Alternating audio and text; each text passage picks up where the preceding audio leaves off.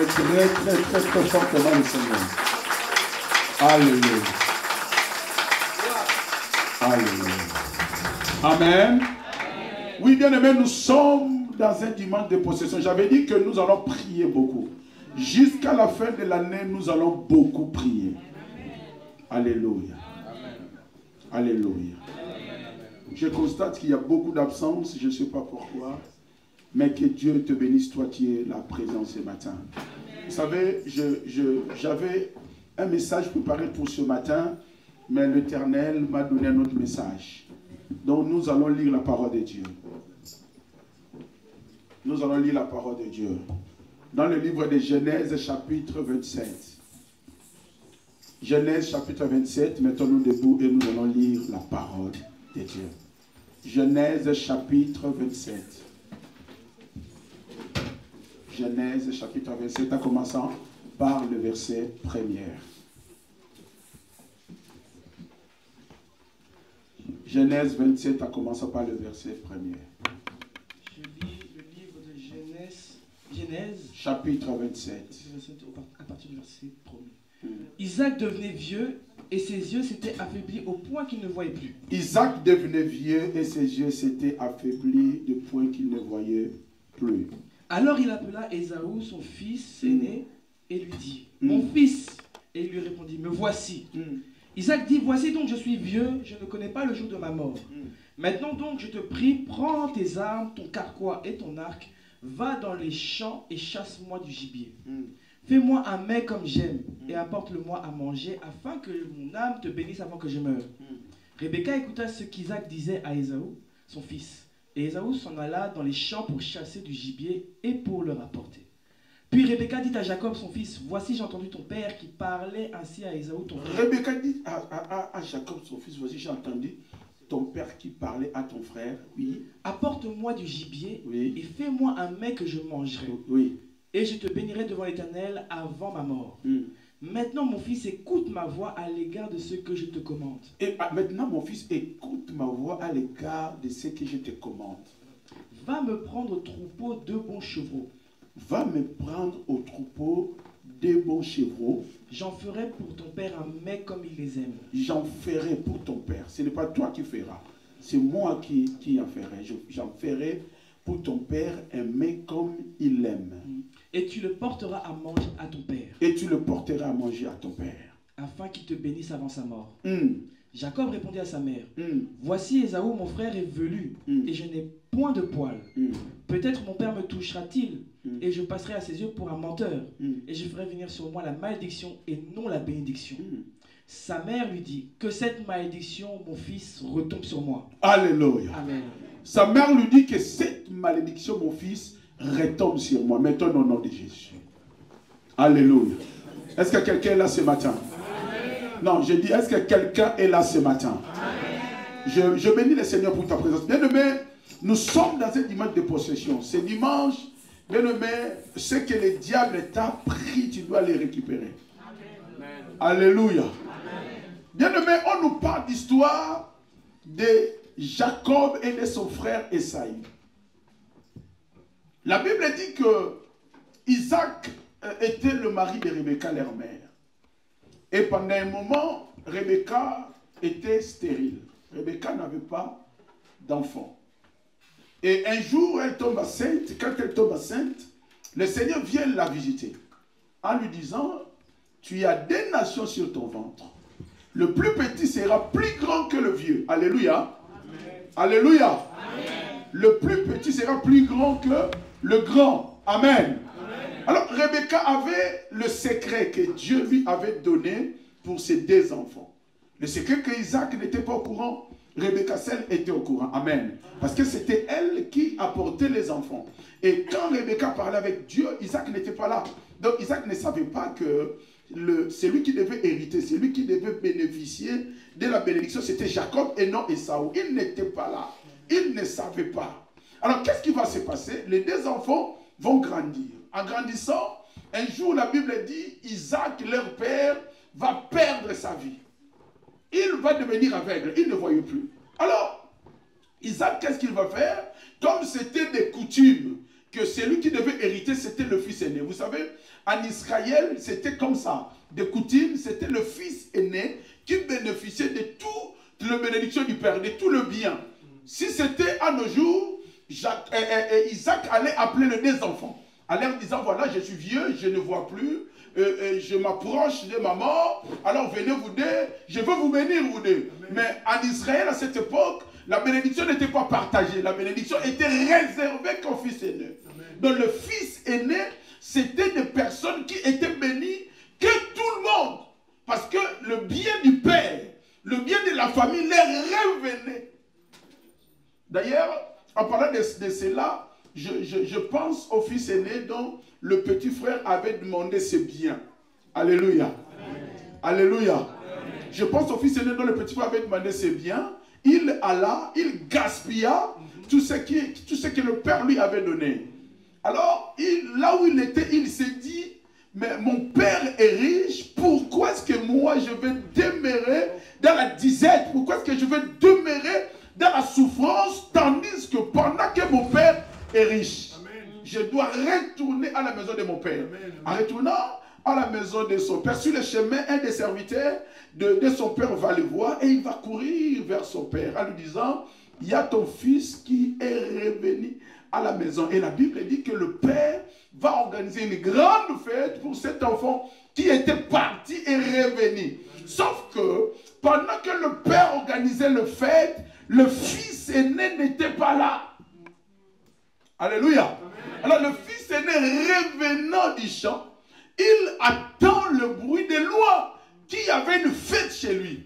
Alors il pose la question au serviteur, qu'est-ce qui se passe là-bas? Les serviteurs vont lui répondre que ton frère, celui qui était parti, est revenu. Voilà pourquoi ton père organise une fête.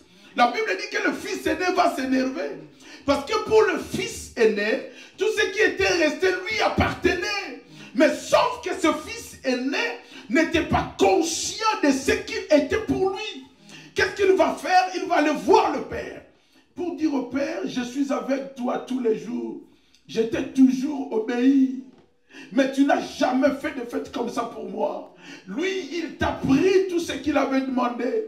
Il le parti est revenu. Là, tu fais une fête. Le père dira au fils aîné, mais toi, je suis avec toi tous les jours.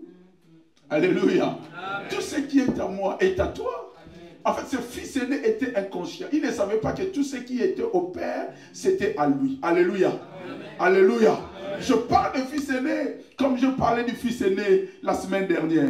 Vous savez, le fils aîné de Bethsabée devait mourir. Il devait mourir pourquoi? Pour que le deuxième puisse hériter. Parce que si, écoutez bien, le fils aîné de Bethsabée n'était pas mort, Salomon n'allait pas être devenu le roi qu'il était. Parce qu'à l'époque, celui qui devait monter au trône devait être que le fils aîné.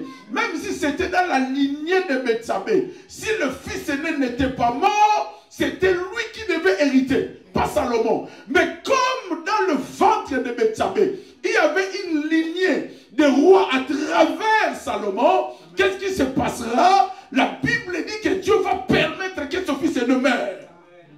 Des fois, Dieu permet des catastrophes pour que quelqu'un survive. Alléluia. Dieu fait des choses des fois que nous ne comprenions pas pourquoi est-ce que Dieu le fait. Alléluia. Amen. Nous pouvons dire que cet enfant était innocent. Le péché de David et de sa mère, lui il était innocent. Amen. Mais Dieu l'a tué à cause du péché de son père et de sa mère. Dieu l'a tué pourquoi? Parce que c'est un fils aîné. Il était l'obstacle pour Salomon. C'est Salomon qui devait monter sur le trône. Mais si ce fils aîné n'était pas mort, Salomon n'allait jamais monter sur le trône. Amen. Alléluia. Amen. Alléluia. Amen.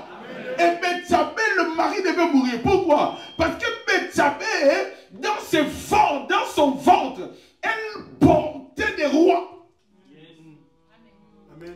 Tu portes des rois. Amen. Voilà pourquoi des fois Dieu t'a sorti dans ces chemins-là. Tu n'as pas compris. Je dis, tu portes des rois et des reines. Il y a des ventres qui portent des reines. Il y a des ventres qui portent des rois. Je connais une femme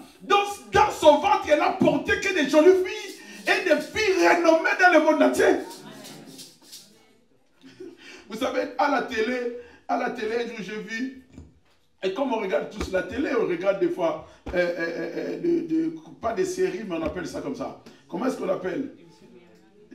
Qu'on appelle ça? Des émissions. J'ai vu un homme riche,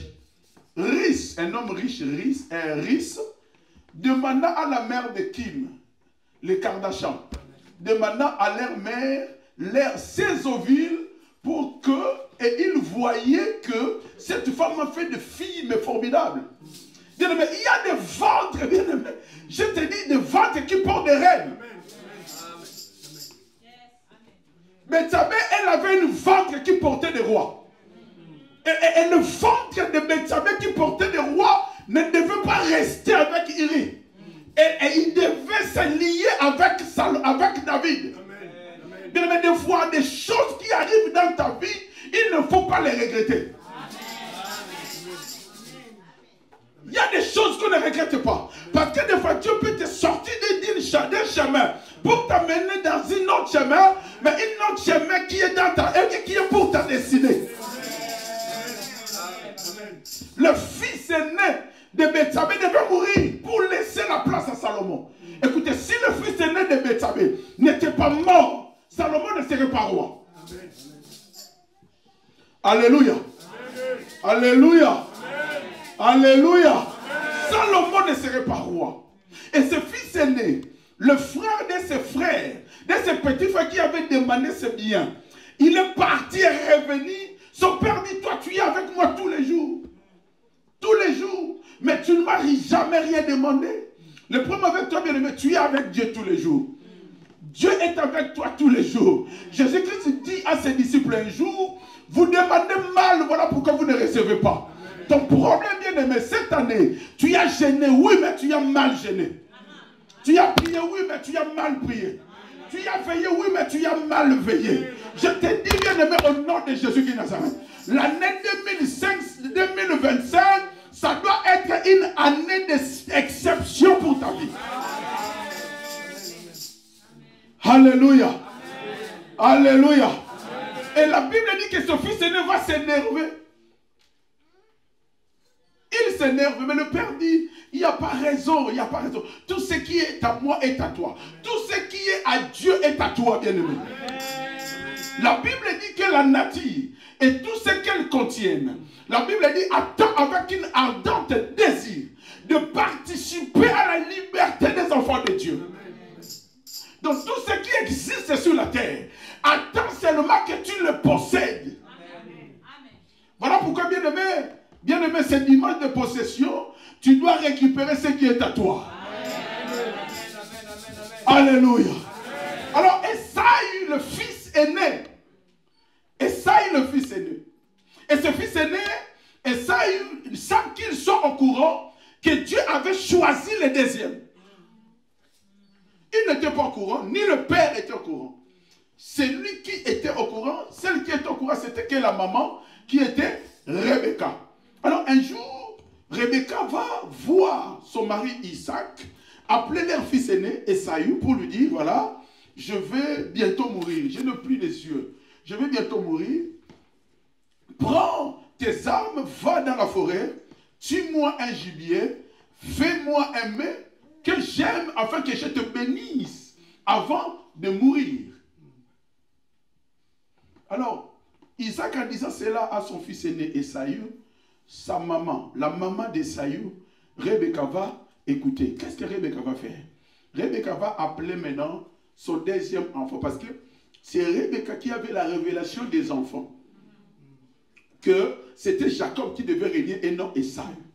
Il appelle Jacob pour lui dire, écoute, j'ai entendu ton père dire à ton grand frère d'aller tuer un gibier, lui faire aimer qu'il aime afin qu'il le bénisse.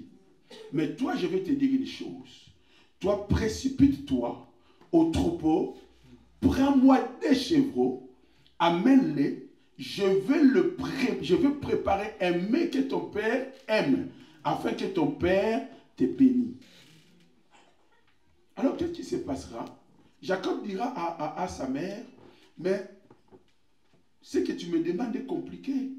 Pourquoi? Parce que Esaü est velu et poilu. Donc ça veut dire, si je me rapproche du Père, papa saura que ce n'est pas Esaü, mais c'est moi. Au lieu de la bénédiction, papa me maudira. Rebecca dit à Jacob, ne crains rien. Fais seulement ce que moi je te demande de faire. Ramène-moi les chevreaux. C'est moi qui va tout préparer. Je te donnerai et tu ramèneras à ton père. Si ton père te maudit, que cette malédiction tombe sur moi. Parce que c'est moi qui ai tout provoqué. Amen. Toi, tu n'as rien provoqué. Amen. Tu ne t'es même pas au courant de cela. C'est moi qui t'ai appris que ton père veut bénir ton grand frère, mais toi, fais seulement ce que moi je te demande et tu verras ce qui se passera. Alléluia. Amen. Si ton père te maudit, que cette malédiction tombe sur moi. Rebecca dit à son enfant, ne crains rien. La malédiction de ton père ne tombera pas sur toi, mais tombera sur moi. Parce qu'en fait, toi, tu es innocent. Toi, tu n'as fait qu'exécuter les paroles de ta mère. Ta mère qui a insisté, fais-les. Alléluia. Alléluia. Si ton père te maudit, que la malédiction tombe sur moi. Là, c'était une question de possession de la bénédiction. Jacob devait posséder sa bénédiction. La bénédiction que Dieu avait préparée pour lui avant même qu'il soit né. Sauf que son père voulait prendre cette bénédiction donnée à son grand frère. Pourquoi? Parce que son père n'était pas au courant du plan de Dieu. Vous savez, les plans de Dieu sont insondables, la Bible dit. Et Dieu, écoute, Dieu a compris que si Isaac voyait, si Isaac n'avait pas perdu sa vue, c'était Esaü qui devait être béni. Parce que ce jour-là, Isaac a demandé à Esaü, parce qu'Isaac s'est dit, je ne vois plus, je ne vois plus, je suis devenu aveugle, fais-moi aimer, je te bénirai. Donc ça veut dire, et Isaac bénissait l'enfant dans le noir. Pourquoi? Parce qu'il ne voyait rien du tout. Mais si Dieu a permis qu'Isaac puisse perdre sa vie, Dieu l'a permis pour que Jacob soit béni. Amen.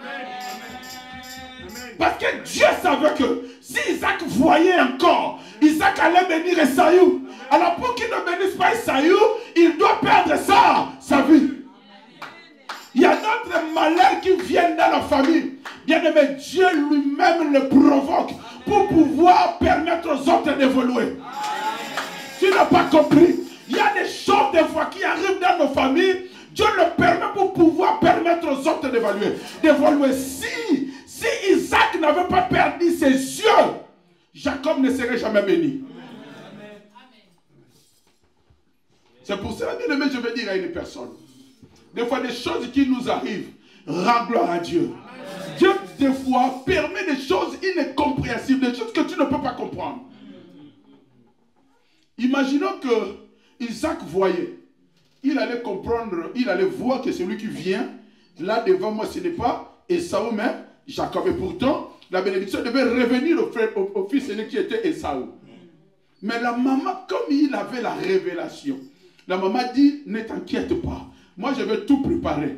Toi, tout simplement, va là-bas. Si papa constate que ce n'est pas toi, il remarque que ce n'est pas Esaü, il te maudit. La malédiction tombera sur moi. Je vais dire à une personne, écoutez-moi, ce matin, s'il y a une malédiction dans la famille, il y a une malédiction qui est déclarée sur ta vie. Ce matin, je voulais te dire une chose. Il y a quelqu'un qui est mort à la croix. Et cette personne, la Bible dit, il l'a apporté avec lui. Et il a déchiré toutes les actes et toutes les ordonnances et les actes qui nous condamnaient. Donc Rebecca dit ceci. Rebecca dit que la malédiction tombe sur moi. Mais je vais te dire une chose. Ce que toi tu feras ce matin, tu feras que bien-aimé apporter les gibiers. Pour que la maman prépare. Et la maman de ce matin, c'est Jésus. C'est lui qui va tout préparer, ce n'est pas toi. Mais quand tu viens à Dieu, quand tu viens à Jésus, ce n'est pas toi qui prépares. C'est lui qui prépare, c'est Jésus. Jésus te dit tout simplement, prends la nourriture, amène au Père. Et la nourriture de ce matin, c'est les gibiers que toi tu as apporté. La nourriture que Rebecca a préparée, c'était les gibiers. Les gibiers que Jacob a apportés. Et les gibiers que tu apportes ce matin, c'est le sacrifice que tu as fait. Bien aimé, déjà de quitter sa maison, venir jusqu'ici, c'est un sacrifice. Bien aimé, si quelqu'un te dit tu es maudit, tu n'es pas maudit parce que Christ a déjà tout fait pour toi. Toi, tu n'es que Jacob, hein, qui vient se présenter devant le Père avec le mets, la nourriture que maman a préparée. Et maman dit, si ton père te maudit, que cette malédiction te tombe sur moi. La malédiction de ta famille ne pourra jamais t'avoir. Parce que Jésus-Christ s'est donné à la croix pour toi. Si dans ta famille, il est déclaré que les gens ne réussiront pas, toi tu réussiras parce que Jésus a préparé le mets à ta place. C'est lui qui a préparé le mets, la nourriture à ta place. Il s'appelle Jésus. La maman dit, va, ne crée rien, va. S'il te maudit, la malédiction ne tombera pas sur toi. La malédiction qui a été déclarée dans ta vie ne tombera pas sur toi. La malédiction qui a été déclarée sur ta famille ne tombera pas sur toi. Pourquoi? Parce que tu as une maman qui a tout préparé pour toi. Et la maman de ce matin, Rebecca qui représente Jésus, qui a tout préparé pour toi, qui est mort à la croix pour toi, pour que toi tu aies la vie. Alléluia. Alléluia. Jacob avait peur. Toi aussi tu as peur. Tu as peur du lendemain. Tu as peur de ce qui pourra se passer quand tu regardes ta famille. Quand tu vois ce qui se passe dans ta famille. Tu te dis, je ne réussirai pas. Je ne me marierai pas. Je n'aurai pas d'enfant. Je n'aurai pas ceci, je n'aurai pas cela. Ce matin, je vais te dire une chose, tu as une maman. Amen. Il s'appelle Jésus. Amen. Et la maman dit, si ton père te maudit, que cela tombe sur moi. Bien aimé, le malédiction de ta famille ne tombera jamais sur toi. Il tombera sur maman. Et ce maman, c'est Jésus.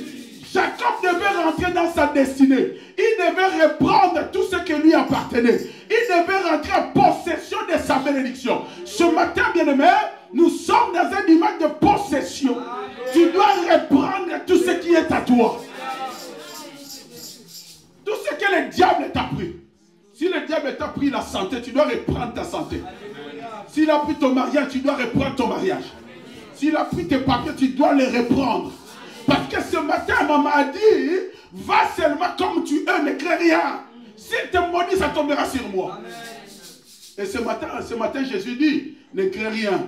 Tu vas prendre le menu. Tu vas prendre le mets. Tu vas l'amener au Père. Amen. Le mets de ce matin que tu vas amener au Papa, c'est ta prière de ce matin. Amen. Et à travers de la prière de ce matin, tu vas récupérer tout ce que les ennemis t'ont dévoré. La Bible dit, je vous rendrai les 7 années dévorées par des sauterelles. Bien aimé, si tu as vécu des difficultés depuis longtemps, si tu as vécu des problèmes depuis longtemps, ce matin, je veux dire à une personne, tu as un Père Jésus-Christ de Nazareth qui a donné sa vie à la croix pour toi. J'ai dit, Jésus a donné sa vie à la croix pour toi. Je répète, Jésus a donné sa vie à la croix pour toi. Et c'est Jésus-là, c'est lui qui a porté sur la croix toutes les condamnations de ta famille. Toutes les condamnations. Donc en fait, quand tu viens à Jésus, la Bible dit, quand tu acceptes Jésus comme Seigneur et Sauveur bien-aimé, quand tu vis une vie de sanctification, ne crains pas la malédiction du Père. Parce que ça ne tombera pas sur toi, mais ça tombera sur la maman. Parce que c'est lui qui te pousse à aller devant, ce n'est pas toi, mais c'est la maman. La maman avait tout préparé, Jacob n'avait rien fait. Tu n'as rien à faire, bien-aimé. Tu n'as rien à faire. Écoutez, tout ce qui est tenté de passer dans ta vie, tu n'as rien à faire. Ne crée rien, attends seulement ton temps. Même si le temps passe, ne crée rien. Le maître des temps et des circonstances, c'est Jésus. Non, tu n'as pas compris. Attends ton temps. Jacob était là. Esaü était courageux plus que Jacob. Il allait à la chasse, Jacob était à la maison. Mais Jacob était à la maison sans même qu'il soit au courant lui-même, qui avait une bénédiction qui lui appartenait. Et ce qu'il devait faire lui, c'est tout simplement d'attendre. Ces jours-là, Jacob n'a pas cherché la bénédiction. C'est maman qui est allée le voir pour lui dire, il y a une bénédiction pour toi là-bas. Il ne faut pas les laisser à Esaü, tu dois les récupérer. Mais pour les récupérer, on va chercher seulement les chevaux, amène les chevaux. Bien aimé, pour récupérer ta bénédiction, tu as une démarche à faire. Tu sais la démarche à faire, c'est d'aller chercher les chevaux. Les chevaux, c'est le sacrifice que tu fais pour Dieu. Les chevaux, c'est l'offrande que tu fais pour Dieu. Tu dois chercher les chevaux, tu ramènes les chevaux. Et les chevaux que tu vas ramener, c'est avec ces chevaux-là que maman va préparer le mets, la nourriture que papa aime. Et tu donneras à papa. Et papa fera quoi? Te bénira. Ce matin, je vais dire à une personne, cette année 2024, tu as raté beaucoup de choses. Tu as souffert peut-être. Tu as raté ton examen. Tu as raté beaucoup de choses. Mais je vais te dire une chose. Il nous reste 2 semaines, je pense, pour 2025, pour laisser 2024 derrière nous. Mais aujourd'hui, ce que tu vas faire, moi, je te dis une chose. Papa va bénir quelqu'un. Amen. Je suis la maman qui te dit ce matin, papa va bénir quelqu'un. Mais cette bénédiction-là ne revient pas à quelqu'un là. À cette personne-là, ça revient à toi. Amen. 2025, tu dois rentrer avec cette bénédiction-là. Mais pour rentrer avec cette bénédiction, il faut que tu ailles chercher des chevaux. Alléluia. Amen. Les chevaux de ce matin, c'est la prière que tu vas faire. Amen. Et tu ramèneras la prière, je le présenterai à Dieu. Amen. Et si je le présente à Dieu qui est le Père, ta bénédiction, tu l'auras aujourd'hui. Je dis ton travail, tu l'auras aujourd'hui. Je dis ton travail aujourd'hui. Je dis tes papiers aujourd'hui. Je dis tes enfants aujourd'hui. Je dis ta santé aujourd'hui. Tu as trop souffert. Tu as trop pleuré. Tu as trop entendu. Mais à partir de ce matin, c'est fini. Pourquoi? Parce que maman est là. Maman dit tout simplement ne crée rien. Moi-même, je prépare tout. Amène seulement à papa et papa te bénira. Si papa constate que ce n'est pas toi et qu'il te maudisse, que la malédiction ne te revienne pas, mais que cette malédiction tombe sur moi. Tu sais, s'il y a des malédictions dans ta famille, que cela tombe sur Jésus. Amen. Parce que Jésus les a portés à la croix. La Bible dit il a fait défiler le diable et ses acolytes sur la croix. Et il nous a donné la victoire. Amen. Tu as la victoire et tu vas rentrer en possession de ce qui t'appartiennent ce matin au nom de Jésus. Maintenant, nous allons prier.